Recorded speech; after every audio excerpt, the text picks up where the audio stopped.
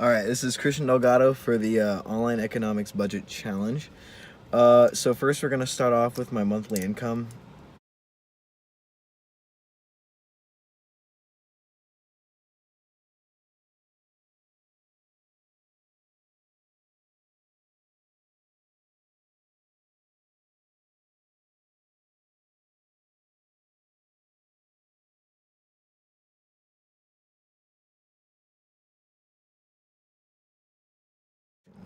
I'm most likely going to pursue a master's degree in mechanical engineering, averaging out to about $6,400 a month.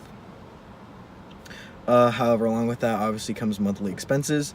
With monthly expenses, I'd be looking at an income tax of about 40% at the $6,400 a month rate, which would leave me out of $2,560.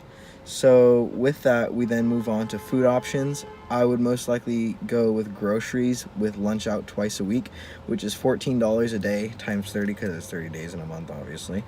That would be about $420 a month. Then housing options, I would go most likely for the 1 bedroom, 1 bath apartment in Santa Ana in a decent neighborhood. I'm not trying to get shot. In the decent neighborhood, I'd most likely share a room with some sort of roommate. Either I'd get the room and they'd get outside and like treat it like a studio, which whatever, however that works, which would total out to be about $750 a month. Coming with utilities, it would be in an apartment, so that would be $100 a month for whether it be gas, water, electric, trash, laundry, all that stuff. Phone, I would assume that, let's say I'd get a new iPhone 8, it would be in total around $700. With a $29 a month plan over 24 months, and then the cost of the actual phone for data and everything would be $75 a month. My source for this is Jessica, the AT&T rep, bless her heart. Clothing and shoes, I'd have a more professional job, considering I'd be doing something in mechanical engineering, hopefully being an engineer. So I'd spend around $200 a month, whether it be dry cleaning, buying clothes, shoes, whatever. I don't really want to wear the fancy schmancy shoes, but if I have to, I will. Health items, prescriptions, cough syrup, aspirin, vitamins, whatever. I'd see going around $50 a month. I don't plan on getting hurt. I'm not the kind of guy who's a daredevil. However, that can go up just in case with the surplus I have later. Grooming, I would be around $50 a month. I usually spend about $30 on a haircut. Get it from a barber, Jesus, he's really good. I'd get razor blades to shave, even though I grow zero facial hair, but you don't need to know that. And then toothpaste, everything, I can see it totaling out to like 50, 60 a month, but we're gonna go with 50. Student loan payments, because I'm going to be pursuing my master's degree, it would be $600 a month. And then I'm not really one for TV, so I'd spend just $75 on internet, and then that'd be it. Entertainment wise, however, I'd most likely have Netflix and Spotify. Netflix being at $8 a month and Spotify being at $10 a month, and just miscellaneous stuff, whatever, for the rest of the 22, and I'd be spending around $40 a month for the monthly total. Long-term saving would be around $25 a month, just something just to keep saving. I'm still gonna have a surplus later, so if my surplus doesn't go to like clothing and shoes or just health items in general, it'd most likely go to my long-term savings. Credit card payment, I'm not one to shop, but I like to have good credit, so I would do $5 a month for the good credit just to keep it up, just pay it off. That's all I really need. Transportation wise, I would most likely buy a truck. I'm a truck guy myself, so I'd get a 2001 Toyota Tacoma. Total of the car in general is $4,464. However, with a sales tax of 8%, it would total to around $357 on top of that, for a grand total of $4,821. Source, Kelley Blue Book.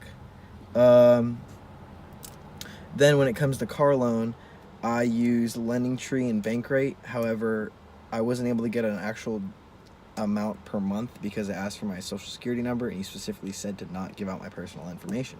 So based on my calculations, with a down payment of $500 and an interest rate of 5.6% through Chase Bank, I'd be paying around $72 a month each month for my loan, as long as I didn't accumulate interest, which I don't plan on it.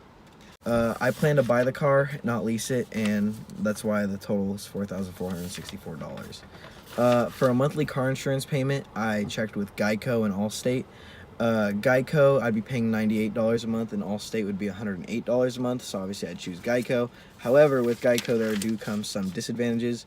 Bodily injury wise, I'd be covered for between 20 to 40K. Property damage, 25K.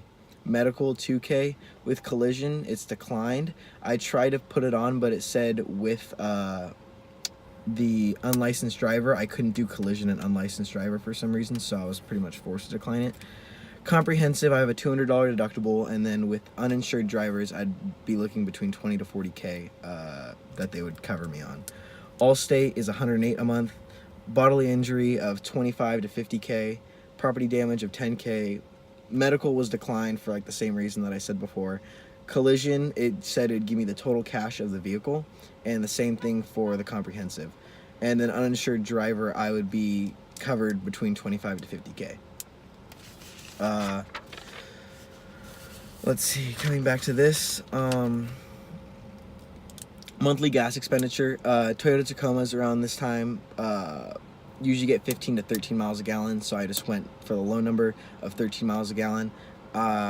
If you're gonna drive 1,000 miles a month, divide that by 13 miles per gallon, you get 76 for gallons each month, and then I multiplied that by 350 for the total price of gas each month, which comes out to $269. So I'd be spending $269 each month. Maintenance, oil changes, car washes, whatever. I personally do my own oil changes, buy the oil and the filter. So I'm gonna say around $150 for maintenance. Health insurance obviously is $200 less. That should come out to everything. So for a total income of $6,400 and total expenses of $6,268, I'd have a surplus of $131.9.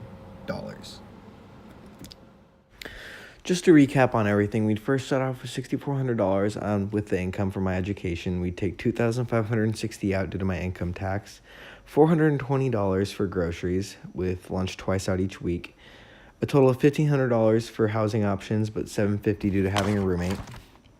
We then spent $100 on utilities because I'd be in an apartment, $29 a month to pay off for my iPhone 8, $75 a month in order to pay for data, $200 for clothing and shoes, $50 for health items, $50 for grooming, $600 a month for the student loan payment, $75 for just internet, $40 a month for entertainment, $25 for long-term saving, $5 a month just to keep good credit. I'd pay $500 as a down payment, and then $72 a month based on the bank rate I got for loans. I'd then be paying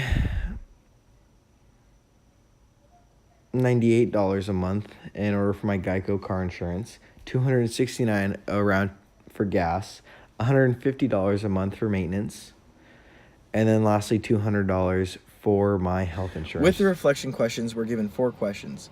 The first question is, what are the benefits to a budget? First off, I would say the benefits to a budget are that it creates stability. It allows the person to really kind of get a stable view of their income as well as their expenses, so they're able to kind of create a better literal budget around it. It allows users to get a roadmap of their future so they can see how much they're spending, how much they're saving, all this kind of help work around that. It gives the user a greater picture of their overspending. So for example, if I saw that I was spending too much on car insurance or phone payments, I could possibly downgrade, get something that's cheaper, and save more. And then it also helps balance out certain areas where you're under and overspending. The next question is correlation between income and education. Obviously, with more education, hopefully comes greater income. It also allows for greater opportunities. So with greater education, and as I'm hopefully pursuing a master's degree at the least, I'd get greater opportunities, greater jobs, higher pay, kind of just everything. It also kind of paves more opportunities for connections and job offers, because obviously the higher the education, hopefully the higher the company I'd get and the more money I'd be making. And lastly, obviously just higher knowledge comes with higher pay and respect. You respect someone who has greater seniority and greater knowledge, and that would come along with it. Third question is, it asks what I had to pull from my budget in order to spend on the health insurance. I personally didn't have to pull anything from my budget to pay for the health insurance, which was just $200, which is why I was left with $131. However, if I had not pulled out health insurance, I would have been left with $331. Lastly, it asks if it's justified that young people don't pay for health insurance. I can see in a sense why it's justified. Maybe they don't have the money. Maybe they didn't get high school education. They just don't have the money to pay for it. However, I think that with creating a budget, they could probably find a way to save money to spend on health insurance, because sure, it saves money in the meantime, but in the future, it's going to open more problems. It's not going to allow you to actually have insurance if you ever do get in a pickle. Life is unpredictable. You can't predict, like, oh, I'm never gonna get hurt. A car might hit you. You might trip and fall and break your nose. I don't know. So you can't predict stuff around that, and you never know when you're actually gonna need health insurance to save. And then hospital bills will just be like 10 times more expensive than actual just saving on not paying for health insurance. So in the end, which one's a better option? Obviously paying for health insurance. Thank you. This is Christian Delgado with the Budget Challenge.